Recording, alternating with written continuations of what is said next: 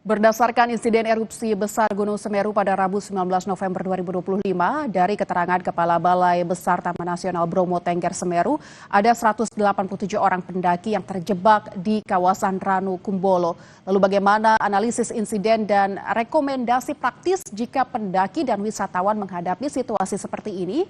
Kami akan membahasnya bersama Ketua Komisi Operasional Dewan Normatif Wanadri Alisar yang telah bergabung melalui sambungan virtual. Selamat siang Pak Alisar. Selamat siang, Mbak Lintang. Baik, Pak, kita melihat kasus ini. Bagaimana penilaian awal Wanadri terhadap penyebab utama hingga 187 orang terjebak di Ranu Kumbolo? Apakah Bapak melihat ini murni akibat peningkatan mendadak status gunung dari siaga ke awas atau ada faktor lain seperti keterlambatan koordinasi antar pihak misalnya? Baik, terima kasih Mbak Lintang. Pertama-tama kami Wanadri mengucapkan ikut prihatin ya atas proses alam erupsi Gunung Semeru. Mudah-mudahan kondisinya semakin baik. Terkait pertanyaan Mbak Lintang, sama sekali tidak ya. Sama sekali ini adalah proses atau gejala alam yang tidak bisa kita prediksi. Ya, walaupun memang ada analisa-analisa, tapi namanya gejala alam tidak bisa kita prediksi sama sekali. Jadi ini di luar kesiapan kita, memang ini adalah fenomena alam dan gejala alam yang tidak bisa kita hindari dan kita prediksi.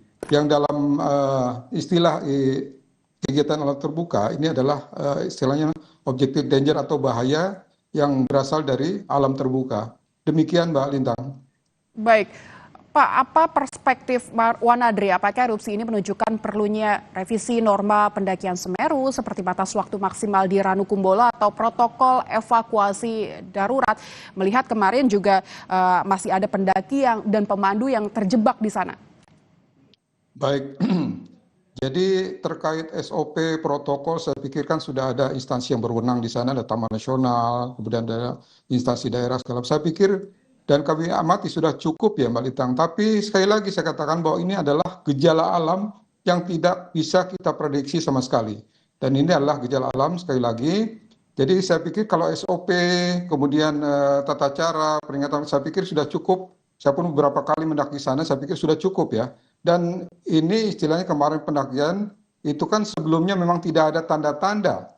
Tanda-tanda akan ada erupsi besar. Jadi kemungkinan Taman Nasional masih membuka pendakian. Jadi di luar kemampuan atau prediksi daripada institusi yang berwenang. Ini adalah proses atau gejala alam yang tiba-tiba datang begitu besar. Cuman alhamdulillahnya bahwa posisi para pendaki itu jauh dari aliran lahar yang meluncur, yang ke arah tenggara setahu saya, karena posisi Ranu Kumbolo ada di arah utara. Demikian Mbak Lintang.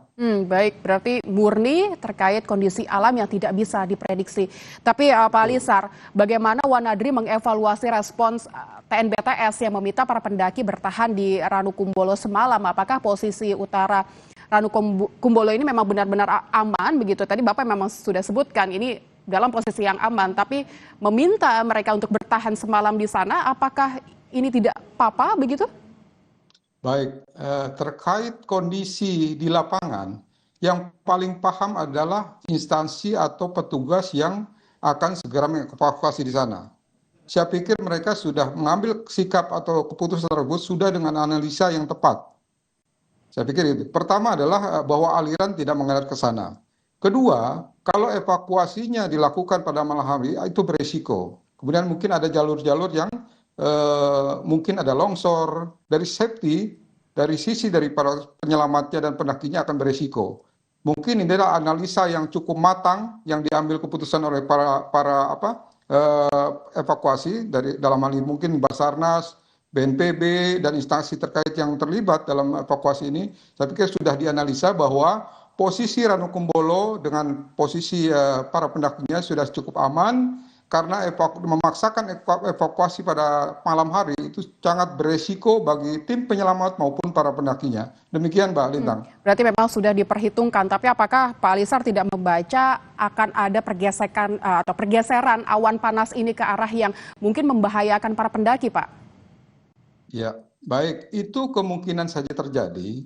Makanya saya bilang tadi, sebelum mereka memutuskan itu evakuasi itu ditunda pagi ini, saya pikir semua instansi sudah menganalisa tersebut, termasuk arah angin ya, termasuk arah saya pikir sudah dianalisa semua, makanya diambil keputusan selain faktor bahayanya bahwa dipastikan bahwa pagi ini untuk evakuasi cukup aman. Dan tadi malam saya pikir mungkin semua instansi yang berwenang di sana sudah mengevaluasi bahwa arah angin juga tidak mengarah ke Ranukumbolo. Demikian Mbak Lintang.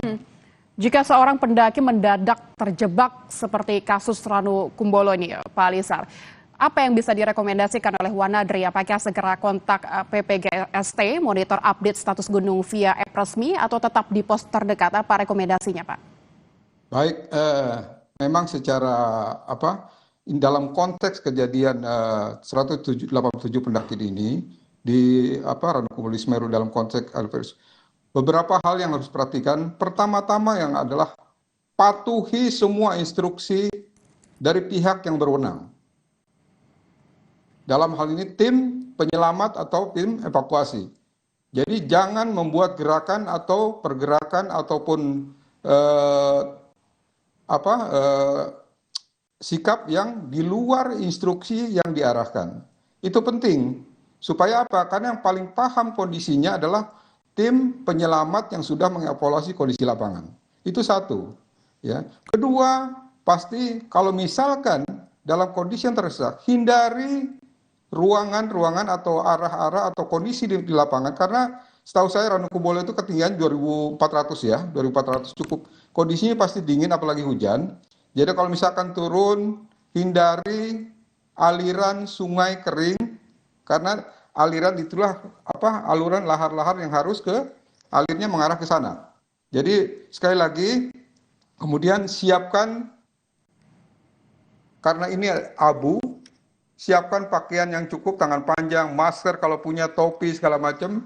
Jadi pastikan sekali lagi, dengarkan atau patuhi instruksi daripada tim penyelamat yang akan mengevakuasi teman-teman pendaki yang ada di Ranukumbolo ke bawah. Demikian Mbak Lintang.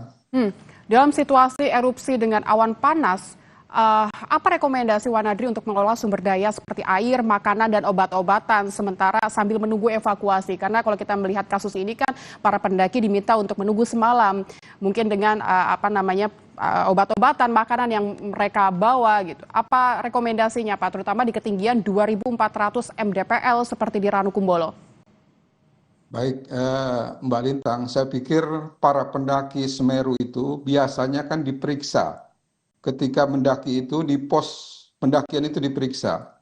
Misalkan itu tergantung daripada lama perjalanan. Biasanya pasti para porter, para petugas di sana sudah mengingatkan membawa mungkin pakaian cadangan lebih, kemudian membawa makanan lebih atau obat-obatan pribadi yang mungkin harus disiapkan dalam kondisi darurat.